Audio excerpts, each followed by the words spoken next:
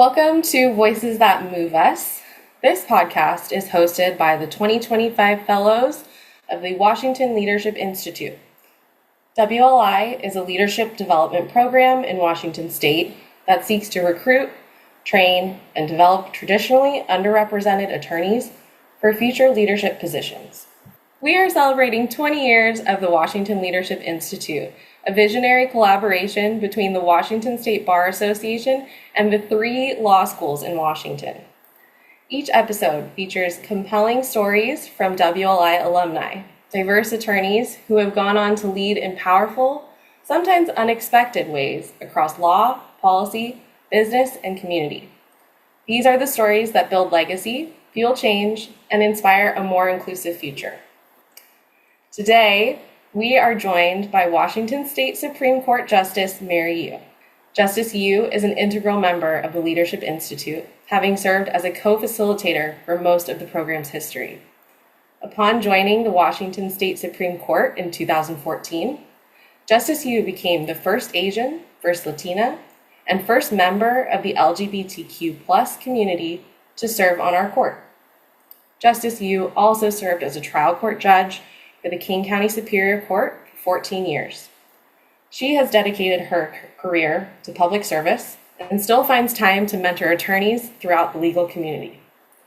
Justice Yu embodies the spirit of justice and rule of law, and we are thrilled to be speaking with her today on topics including her personal journey, experience in legal leadership, and her legacy and hopes for the future of the profession. Justice Yu, thank you for joining us today. Thank you, Chloe. I have to say that it's a special treat to be interviewed by someone like you.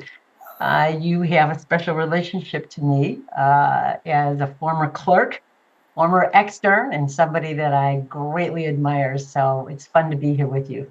Thank you. It's always very nice to hear.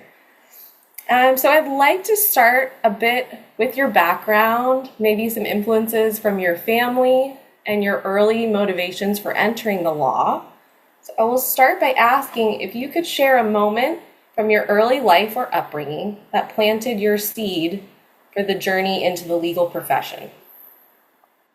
Well, Chloe, I grew up in a lower working class family on the south side of Chicago, and there was never a seed planted in my mind about the legal profession. I mean, we didn't know lawyers. I wasn't really around anyone who had a professional degree other than my teachers. So I didn't come to the idea of the law until much later as an adult and after working as a community organizer in Chicago. The values that I am driven by that perhaps ultimately led me to the law were certainly values that came from my family, and that was a sense of injustice. My mother and father were both immigrants to this country and didn't have access, right, to what we have access today to in terms of education and opportunities. And so my mother was a farm worker originally. My father worked in a factory all of his life, and it is their story of their lives that then led me to really embrace the notion of social justice, right? That everybody ought to be treated equally, that my father should have had opportunities, that my mother should have been respected. So those underlying values that drove me to the law were planted by family in the sense that I know what I care about, I know what's really important in life. But the idea of going to law school only came after working for the Archdiocese of Chicago for 10 years. It was an office that was really implementing a vision that the Catholic Church had at the time to not only look at direct services, but to look at systemic causes of poverty, to look at racism, to look at the larger questions that contributed to injustices. So after doing that for 10 years, I thought to myself, I need another toolkit. I need to figure out how to use the law to really further the goals of justice. And then I decided that's going to law school. So much later. And it sounds like you also had some firsthand experience in your community organizing. What did that entail? It really entailed, again, working to try to recognized power, and that is we worked in communities of poverty, and the whole focal point was to empower local voices and local communities to really foster self-determination and participation at every level. Because we were working for the Catholic Church, things like fair housing were important to us. And it sometimes was as simple as trying to invite people to reject racism. That sounds so easy, and yet it's not so easy in a white community on the south side of Chicago in the early 80s and late 70s. It wasn't easy. And white families who were good Catholic families did not want to sell their homes to Black families. And no matter what we said about how sinful and wrong that was, we couldn't get people to change their mind. Um, and that continued, that really rubbed me the wrong way. I kept thinking, how is it that people can't come to the right place? And it was then that I decided, you know what, sometimes no matter what, you have to force people to do the right thing. You can't just motivate them by trying to persuade them for some higher value. That works for some people, but not everyone. And so for me, the law became attractive as a mechanism to advance that. So I thought, okay, you don't want to do the right thing? We'll just sue you to make you do the right thing. That's what the law is about in terms of trying to create a more just society. So that too is the place where I began to see the injustices that spoke so loudly to me. But the one thing as an adult is I also saw that there were avenues for change, and there are remedies, and those remedies were in the law. Yeah, I love thinking about the law as a leverage for change. It can work both ways. People can push the law in different places, the law can push people. So I really appreciate that. Were there any people in the legal community that you met growing up that showed you this path? I never met a lawyer until I went to law school. I just, again, growing up where I grew up, we just didn't have professionals available, accessible, or anywhere. There weren't such things as career days. I think the most that anybody expected of us from my neighborhood was just to stay out of trouble. People didn't have expectations. People didn't challenge us to be something other. And not that there's anything wrong, right, with working in a grocery store or working, maybe in an office as a secretary. There's nothing wrong with those jobs, but nobody ever invited us to do anything more. And that's just the way life is for some kids. Nobody's motivated to spend time with those kids. Wow, I mean, it sounds like even just completing an undergraduate degree was not something that was expected. It was something you really had to work for. Absolutely. I would never even have thought about going to college if a high school teacher hadn't come to me in my junior year in high school and said, "Gee, Mary, did you ever think about going to college?" And I just said, "No, kids like me don't think about going to college. We don't have the resources. I wouldn't even know where to go to college." And this teacher was good enough to say, "Let me help you." And she came to visit with my parents to convince them that it was okay for me to go to college. And then she took me to her alma mater and helped me fill out an application. And I'm convinced to this day, Cloie, that it was sheer luck that I got in or perhaps an affirmative action program. I don't know. I don't know how I ended up there. But I ended up going to this small liberal arts college right outside of Chicago, and it transformed my life. But that's, again, not something that we dreamt about or thought about. If it weren't for the intervention of this teacher, I wouldn't be here today.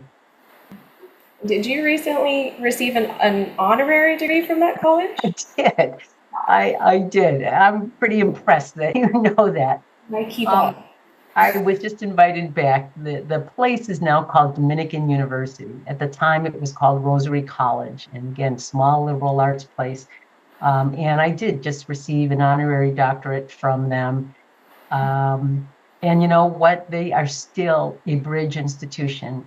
Their focal point now is Latin students from Chicago, and they are a bridge university. They're still reaching out to kids from the inner city and providing opportunities. And it's just remarkable. So I have to say it's pretty humbling to be acknowledged by that university.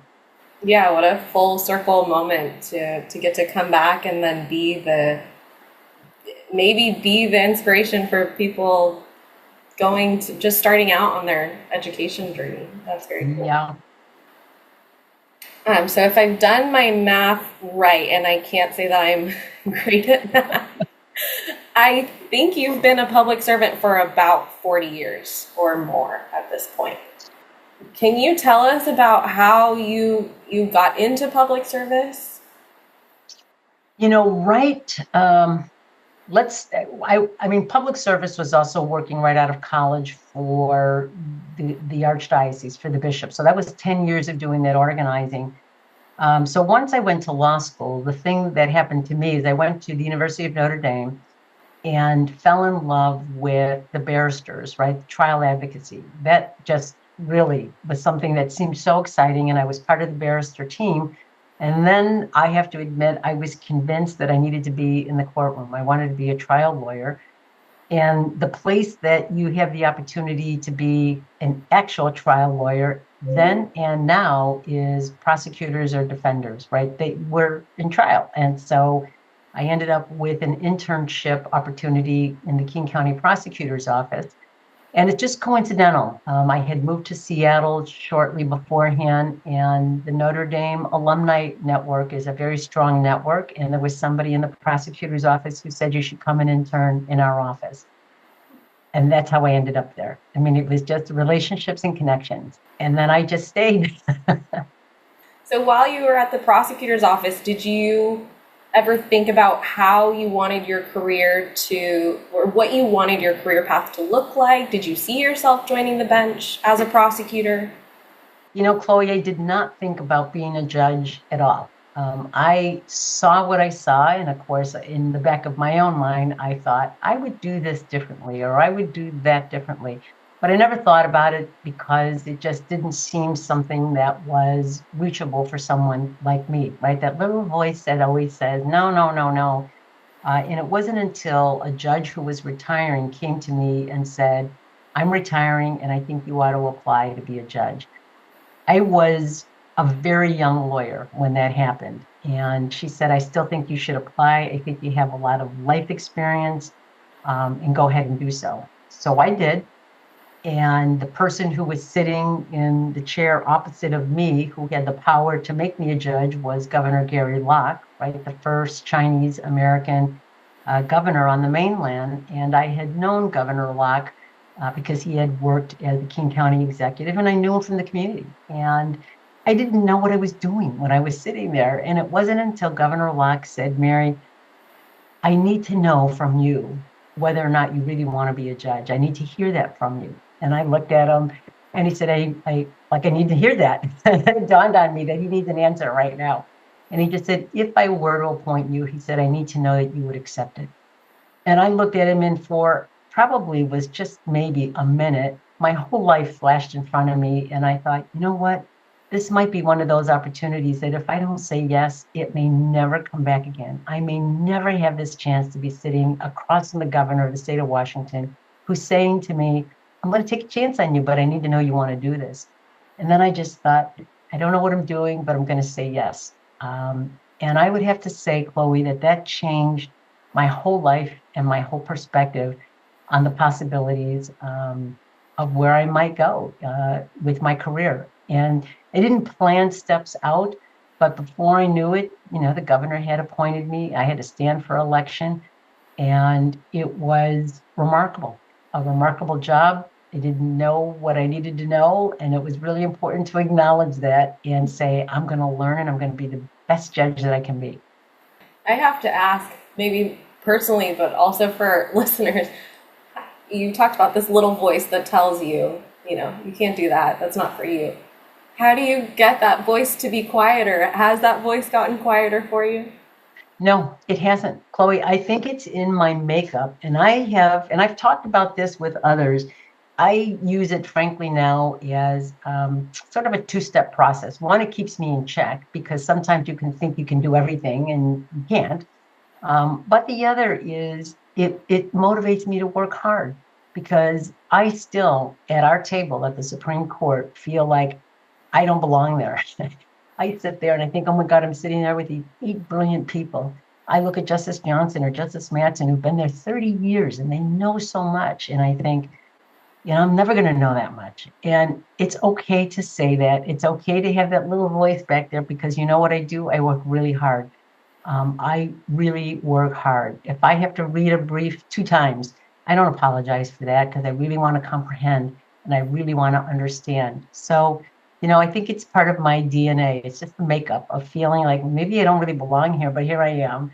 And then, given that I am here, what am I going to do to make sure that I do it well? Yeah, it's like that little voice is just challenging you to do better. I love that. Can you tell me? I think this is a big question, but when you transitioned from the prosecutor's office to the bench, what were some things that stood out to you in that transition? I think what stood out to me is how much I didn't know and how important the job was in terms of presentation. It's not like it's a theater, and yet it's like a theater in the sense that you're running the courtroom, and your job as a judge is to make sure that it's a fair forum, right? And I didn't realize how important that is from the smallest little thing, the artwork in your courtroom, how you address people, how your bailiff addresses people. Is your courtroom welcoming? Are you as fair as you can be? Can you work at communicating decisions that people can understand? It used to bug the heck out of me when some judge would just say, granted, no reason, no rationale, no anything. And I thought how important it is to force me to actually explain why. How I got to where I did was really important for the parties, win or lose. And so I decided, I have a lot to learn and I'm going to perfect this. I really want to be a judge who's transparent, but who also people get the sense that she works for me, right? Me, litigant, me who comes in here. I'm going to have a fair shot at my case because this judge is going to let me do that. And I tell judges now, right? A mentee of mine, a WLI fellow who was just appointed as a Superior Court judge, BJ Santos. And I said to him what I was told. It takes 5 years to learn this job as a judge. Be patient with yourself. And I had to say that to myself because a mentor had said that to me. It takes 5 years. And there's so many little parts of the job. So, that's what I learned. I learned what I didn't know. And I think that's a good thing.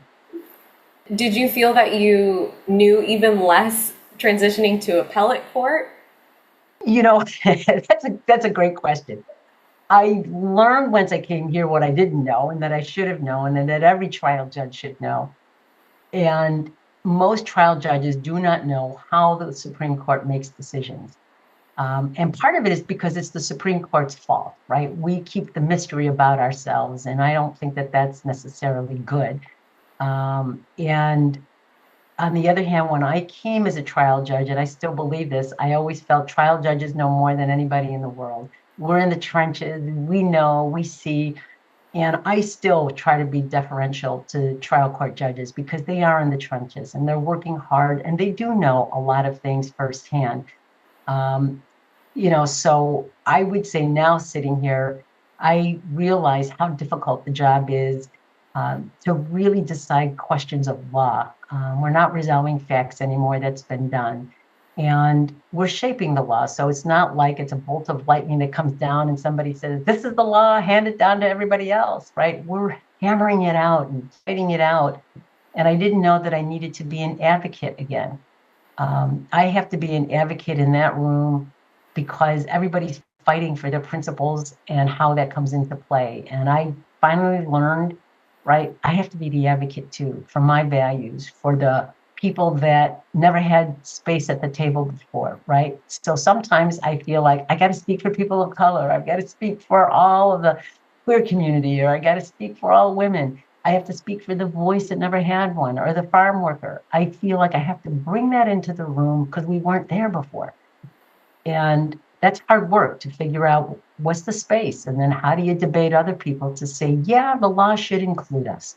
The law should pay attention to how we construct our families and respect it. So it's been a learning process, and I would say I'm still learning.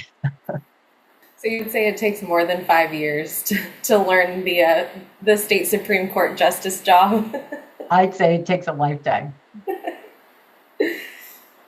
we could talk a long time about your experience on the Supreme Court. I always wonder how you navigate the tension between when your values don't line up with the law, or the law can't be changed to align with those values. Are there cases that keep you up at night about that?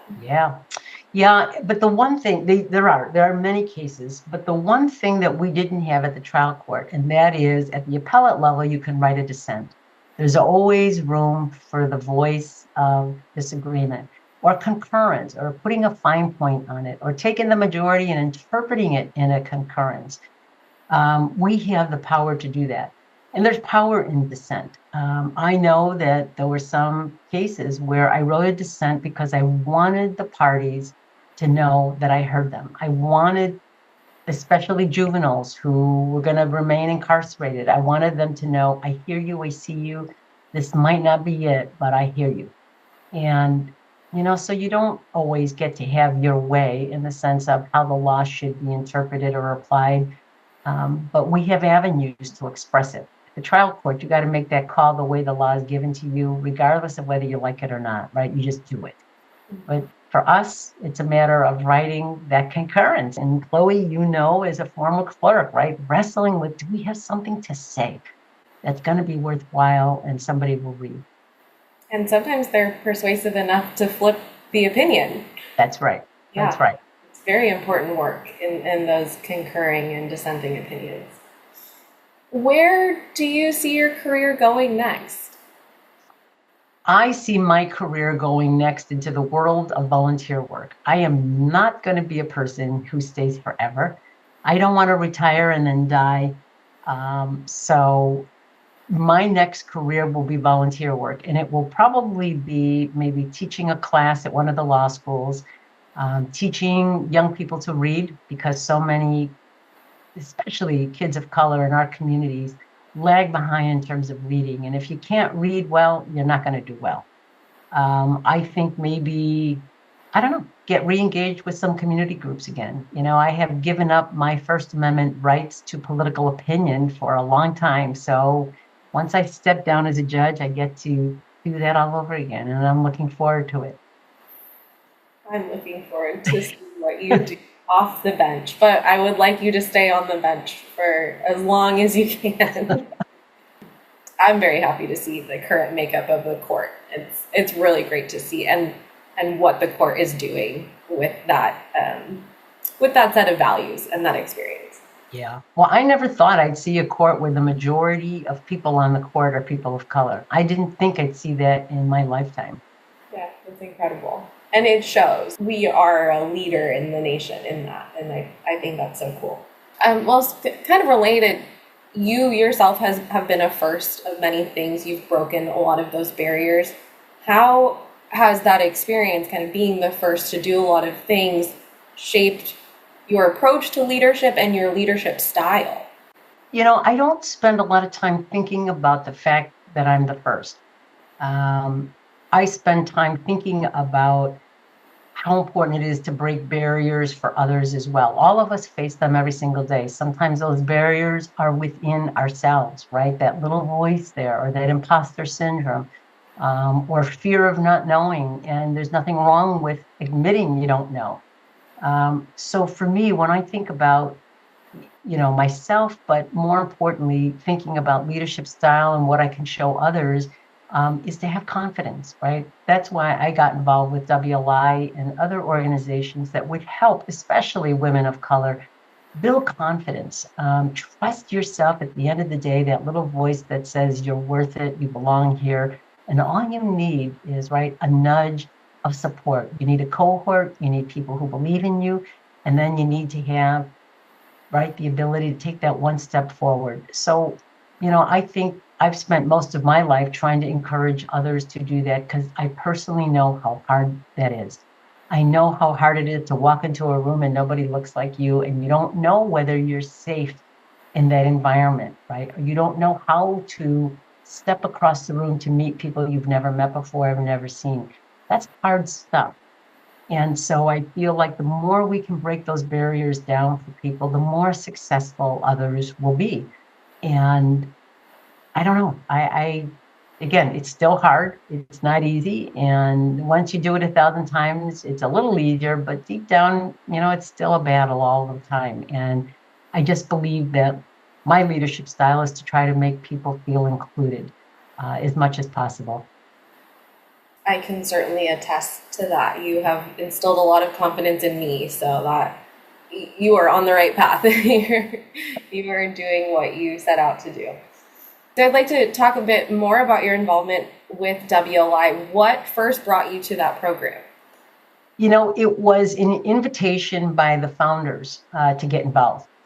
And it was really Ron Ward and James Williams who really were the people who said, you got to get involved in some way. And when James was going to then assume the facilitator role, he said, I'll do this if I can convince Mary to do it with me. And then when he came to me and said, I need your help, and James and I had known each other beforehand as young lawyers, I thought, okay, I don't really know where we're going to take this, but I'd love to get involved and love to figure out a way to help other young lawyers. And it really just, it evolved. I mean, James and I had the same work ethic, the same values.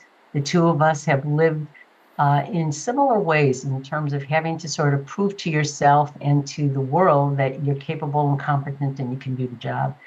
And for us doing that together, it was just like really magic or a special sauce that the ingredients came together, and then each fellow that we selected just seemed to have that special sauce as well.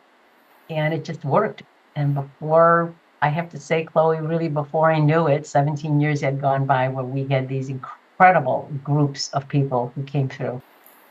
Yeah, you have helped shape the alumni, the WLI alumni community. I'd love to hear more about what that role did for you and shaped, your experience you were a trial court judge at the time, right? When you I started. was. Yeah. So Mhm. what did your experience in WLI do for you? It just gave me a lot of hope. I mean, it really said to me, there's a lot of talent out here, number one. And all of us who achieved any positions of power should always be looking for our replacement. I mean, we really should. It's not that I take these positions and hang on to them. You have to be thinking, who's going to replace me? Who's going to be the next person? Who will be the next generation that steps up and takes our society or our courts or whatever it is in a different direction or in the same direction, but we always have to be looking to the future. So WLI was the formal way to do that. There were so many lawyers of color who were lost, people who were leaving. And we not only had the data nationally from the ABA that said, right, the biggest group exiting the practice of law were women of color, in particular Black women. And you have to stop and ask yourself, my gosh, these are accomplished people who've come through law school, who make it, but why are they leaving? And the constant, the studies continue to show after interviews is, right, not feeling welcome, not feeling a part of this community. Or you go into a place and despite the fact that people tell you, we want you to be successful, there's nobody sponsoring you to success because it just doesn't happen overnight. You have to have mentors, you have to have sponsors. This is a traditional method of how lawyers have taught other lawyers. But if we don't have our own teaching our own, it just doesn't happen because people are not comfortable around us. They're getting more comfortable in Washington and in Seattle, but generally people are not comfortable with people who are different than themselves. And so how could we create that community for lawyers of color or lawyers who were marginalized in some way? How do we create it so that people feel safe enough to succeed, safe enough to rely on their incredible talents to say, I can do this. I can do this and I want to do it. And we looked for people who were not at, if you will, at the primary stage. We were looking for people who were established leaders, who needed the extra bump, who needed the extra push in terms of a cohort, because we knew they're on the path to success. That's the place where people either stay or go. So we're not developing leaders, we're actually taking leaders and making them great. Well, WLI turns 20 this year. I am part of the 20th class. What do you feel is necessary to keep programs like this going for another 20 years? Well, I would hope, an investment by the legal community. I think that's really important, because we always felt that we had the Bar Association backing us and the 3 law schools. So that was important. I think you have to have facilitators who the primary purpose of their existence for this program is the fellows, right? That the fellows are the number one thing, that it's important. I know for James and I, it was right in our inbox. If anything had to do with WLI, that was the first email that we answered all of the time. It was such a high priority for us to make sure that fellows were heard and had access to us. The second was to have staff that also had that same degree of commitment to the fellows. It was about making everybody successful no matter what. I think once you have that, all of you take care of yourself. I mean, it's not like we're doing something for you or to you. We create the environment, we make you a priority, but we really believe that the mixture of 12 coming together would find ways to offer support. We would offer the stimulus. We used to offer the promise that we'll introduce you to leaders that you would never meet otherwise. And then it's up to you to follow up on that. And I think this program could go on forever, provided there was a need, right? If there's no need because nobody applies, well, then it should just fizzle out. What do you hope that fellows take away from the program each year? I hope they take away a sense of community. That's probably the most important thing, that they have a cohort and that they have a community that really cares about who they are and what they're doing. I would hope they would take away a sense of justice, that you're not a fellow who is just successful, but that you're really going to temper your success with justice. That's the ultimate calling for every lawyer. So, I don't know of many fellows who just do it for blind ambition or for resume building. It's too much work to do it for that reason. You got to really care about yourself, and you got to really care about your community. Those are the things that I hope will last forever and that people get out of it, and just community. This is an interesting question. I think it's another big question. Kind of looking back on the past 20 years, how do you think the landscape of the practice of law has changed? Well, the practice of law has gotten so specialized. That really is a very radical departure from the old days of being a generalist. And, being a expert in one area deprives you, in my opinion, of seeing how rich the law is across the board and how it touches people in so many different ways. And yet we all know that you need an expert because law is complicated, so it's always good to have somebody who really is deep, deep, deep into thinking about the law in a particular area. But I would say it's changed for that reason, is we just don't have the cross-fertilization sometimes of ideas and practicing together that we used to have. I would say, technology always changes everything. We should be more efficient, but we're not. I think that we find ways to fill the time, and that's a little bit of a worry. Because we're more efficient because of technology, you would think that might free up the time to do other things that might make us more interesting, like read non-law books or do non-law things, but we keep filling it up and filling it up. So I would hope, that we might at some point reflect on that a little bit more. Finally, I think the thing that has changed is who we are. And again, I can only speak for Washington State. We are much richer because of our diversity. More women have entered the profession than ever, and then more people of color are coming to law schools and graduating and staying in the profession than ever before. So that rich diversity changes how we look at the law and changes the priorities. And I would say in the last 20 years, that has been monumental. Yeah, I think we're even seeing a shift in more support for attorneys with disabilities, which is really meaningful. I think historically there's been a lot of stigma around attorneys with mental health issues or other disabilities, and I find that at least there's more of a conversation happening about the value of people who have disabilities, and that it doesn't take away from their ability to be advocates. It Absolutely enhances their ability to advocate. Yep, agree. Yeah. Speaking of non-law things, I would love to hear about non-law things that you do for fun or otherwise.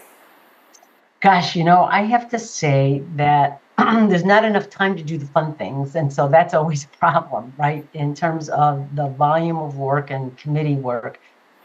Fun things, we love to dine out. I mean, my partner and I love really good food, good wine. And so enjoying a really nice dinner frequently is important. And I think it's good to sort of step back and do that. I'm a big baseball fan, so going to a Mariner game, right? There's nothing better than going to a baseball game. I like pickleball. Not great. I am not as competitive, I think, as others are. I like to play pickleball, but I don't like playing with people who just want to slam dunk and beat you, right? So I enjoy it. I enjoy it because it's just fun. I like reading. I don't get to do that often enough. So, which is why I'm looking to the long-lasting career of retirement at some point, so I can finally read the books that are all stacked up that interest me and that I can actually get them read. And of course, taking walks with your adorable Oh, dog, Charlie. Charlie is everything to me. Taking care of Charlie is almost a full-time job. We are his attendants. That's how we see it. He gets to live in the world. I think he's a human in a dog suit because he can communicate his every need, and he is intelligent and sweet. Mm-hmm. It's so sweet. So it sounds like you don't get as many opportunities to be involved with organizations, but you're looking forward to that. But are there any organizations that are, close to your heart right now? I obviously, as a judge, I can't be endorsing any particular organization. Right now, I would say the work of Northwest Immigrants' Rights Project becomes a really important effort. And it's one that has broad support in our community because our community really supports immigrants, regardless of one's documentation or legal status, right? We recognize that immigrants built this country and we welcome and want people to come from everywhere and anywhere in the world. So, that's one particular effort that comes to mind. Northwest Justice Project has always been close to my heart. When I was a trial judge, and they represented people in some awfully difficult family law cases that were really important, but that nobody else cared about other than NJP. I was on the board of Fair Start for the longest of time in Seattle. And, it's one of the few entities that really works on training formerly incarcerated individuals to enter into the restaurant business. It's a tough industry right now. So, it's a good entry place for people. And Fair Start always was about training for life skills, not just to book, but right, it was learning about yourself and building confidence and learning skills while you're doing that. So those are organizations that just come to mind off the top of my head. Yeah, and I know you've also been such a huge supporter of Seattle University School of Law. Are you still teaching? I am. I took a year off, but I had been teaching probably, gosh, also some 20 years or so, a transition to practice class. But I will be teaching in January a state constitutional law class to try to whet the appetite of those students for state constitutional law. Oh, that's very exciting. I'm not going back to school, but that's a tempting class to audit. There you go. You can audit. Yeah. So when you think about your legacy, what do you hope that future lawyers will take from your experience and your story? Gosh, I would hope that people would look at investing in others. That accomplishment for the sake of accomplishment has to be for a purpose. And I would hope that people would see that this is for the purpose of empowering others. We do what we do because you hope that it opens the door for somebody else. And for me, I guess A legacy project was the WLI. That was more important to me than anything else, was to enable and empower young lawyers to take control of their lives and for them to recognize how much they have to give. It's just tremendous, the influence that we all have as lawyers, but to really be an outstanding lawyer and to serve others is such a calling. And I'm convinced that everybody who comes to WLI has that in them. When we think about future lawyers starting out in their profession, what do you see as being some of the bigger challenges that they face, and how might they overcome those? I think at the end of the day, it really has to do with confidence and belief in yourself. And sometimes it might mean the courage to move to a different practice area or to do something different. To have the courage to be happy is a good thing. And so, yeah, life is complicated. The law is complicated. And there are so many challenges that we have today. But if you have a singular sense of yourself in terms of your values, I am convinced you will find joy in the law if you just have the courage to say, I need to be happy in what I'm doing. And you will find it in the law. It doesn't mean you stay where you are. It means you're free to move around, free to find it. And when you find it, you find joy. Courage dovetails very nicely into my final question. Former Chief Justice Fairhurst, I know, is a very dear friend of yours. This quote that she has shared with the WLI class over many years, "What would you do if you knew you could not fail?" What does that mean to you? How have you maybe relied on that quote? Tell me what comes to mind. It's so funny because I think I lived my life under that little umbrella without ever knowing about it in that sense, because Justice Fairhurst would say that to many young lawyers. When I look back at my life, I don't have any regrets, number one. I've never planned my life, so it's not like I had paths and I chose one over the other. It was almost a reckless accident every time something happened to me. And it just was good, right? It was always good. It turned out okay. I took the risks, and I think that's what's really important. I took the risks of failure and didn't. And if I did, I turned them into successes. I may have failed in so many ways, but failure is a way of learning. It's just sort of the first try at something. And I never treated it as the no, right? If it's a fail at something, well, I'm going to try it again, or I'm going to do it somehow I learned and I'm going to do it differently. So, I have to say to Mary Fairhurst, that's exactly what I did. I just did it all. I did it all, and it turned out okay. That's so wonderful. I always learn so much from you every time I get to talk to you or hear you speak at events. So I just thank you so much for sharing all of your thoughts in this episode. I just cannot say enough how much I have learned from you. Oh, well, Cloie, I hope you know that it is mutual. And there's nothing that makes me happier than seeing you happy. This has been great. I love that you're the person who did this interview.